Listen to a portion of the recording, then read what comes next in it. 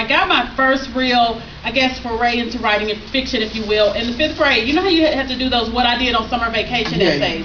Well, I grew up in Houston, and I wrote how I grew up in the ghetto and was witness to drive-by shootings and elderly ladies getting mugged, and just how difficult life was for me. And my teacher was so moved, she called my mom and said, "Is there anything I can do? Rashonda's a good student." My mom said, "Ghetto?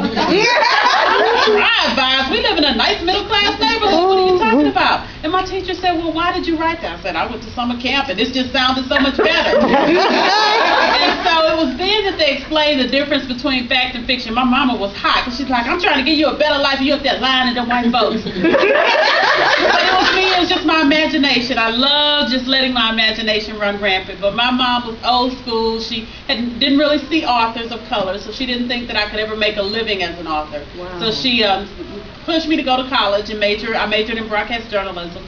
Graduated from the University of Texas at Austin and went to work for the National Enquirer. Wow. I was the paparazzi, thinking that I would get to make some stuff up, but believe it or not, we couldn't. It was just digging up dirt and gossip on celebrities. And after a year of doing that, I hated it. I took the job because they paid a lot of money. Starting salary, fresh out of college, was $103,000. Wow.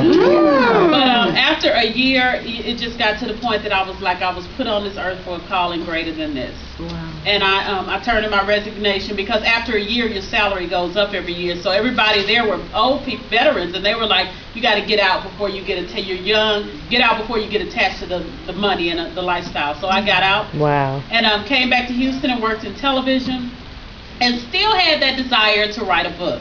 So in 2000, finally stopped talking about writing a book and wrote a book, published my first book, My Brother's Keeper, and I'm like Pat, I got rejected left and right. Got so many rejection letters. I would come home and every rejection letters from places I hadn't even seen.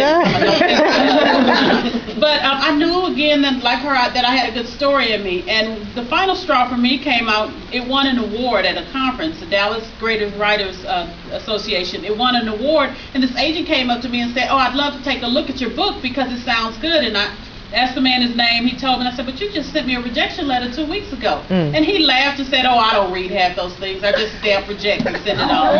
So that's what I'm telling y'all. It was on a schedule for me. Right. Every Thursday, Friday, Monday, they'd ruin the beginning of my week, ruin the middle, and then ruin my weekend. And they weren't even reading it. It was just form letters. Wow. So at that point, I decided, who else is not reading my work? I'm sitting here waiting on somebody to validate my talent.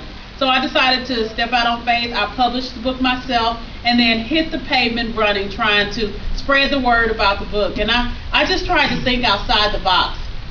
And I would do things like call a bookstore in New Jersey. I'd start at 10 o'clock in the morning and say, "Hi, I'm looking for a book called My Brother's Keeper by Rashonda Tate Billingsley." They say, "Nope, never heard of it." I call back about 12 o'clock. "Hi, I'm looking for it." They say, "Nope, never heard of it." No joke, I call back about 5. "I'm looking for this book. Y'all got this book called My Brother's Keeper?" And I was just doing store after store, and they got to the point they were like, "No, but we get a lot of calls about that book." Wow. And it paid off because the bookstores started ordering it, and what would happen is people would come in and they'd ask for a recommendation, and the bookstore owner would say, "Well, you need to read this My Brother's Keeper because everybody calls about this."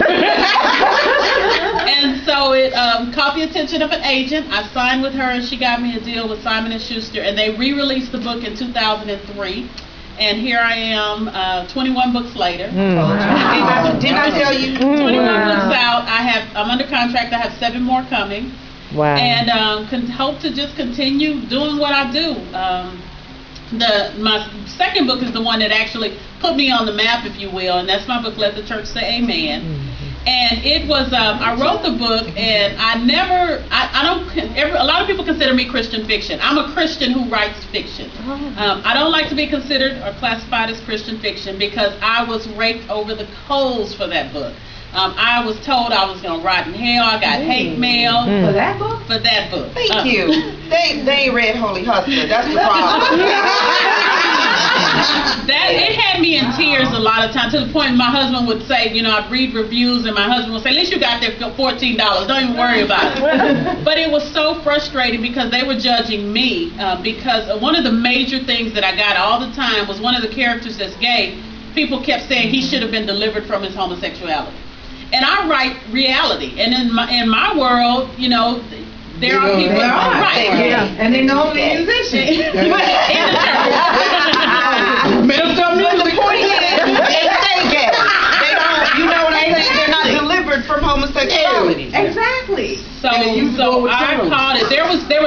bookstore actually in Virginia Beach, Virginia, that had sold. They were on the radio and they were doing a big event, and they had sold over 200 tickets for the event.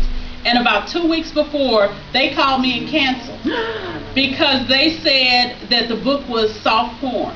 And I'm like, what book is soft porn? And they said they had gotten to chapter 12 and were just horrified. Now, I was like, number one, you didn't read the book before you invited me. But, okay, that aside, so I go to chapter 12, and the line was she lowered her head in his lap. And so they said that was soft porn. The bookstore stopped selling the book.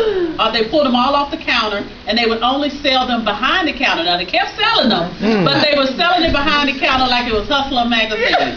And it was this woman, she actually emailed me. She said, I don't know you, never heard of you, but I bought your book because they didn't want to sell it to the woman in front of me.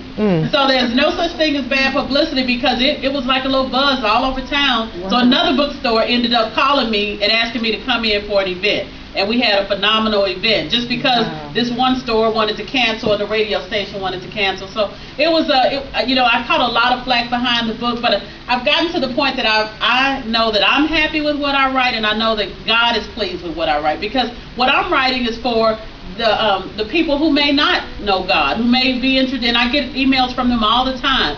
So those are the type of stories that I write, and I write reality. So in my world, the crackheads don't say pass the pipe, gosh darn it. So those are that's where I am with my literary journey. Let the Church Say Amen actually is being made into a movie. Regina King is directing it. Who's playing, Rachel? Well, it was Lauren London, and then she had a baby by Lil Wayne, and they said her stock went down. Hollywood is very fickle, and so now it's Natari Naughton. She played Little Kim in Notorious B.I.G. She played in Fame. And the lottery ticket, right? Yeah. Yeah. The part of Loretta. Vivica Fox. Oh, really? I do not see that at all. That's what I said too. I don't see it at she all. just got herself a little 26-year-old. I'm just saying. I don't know if you want to be cast as an old lady when you got your I'm just saying that it shouldn't be. I don't have any say-so in casting. I'm executive producer. So I do have a say-so over the script.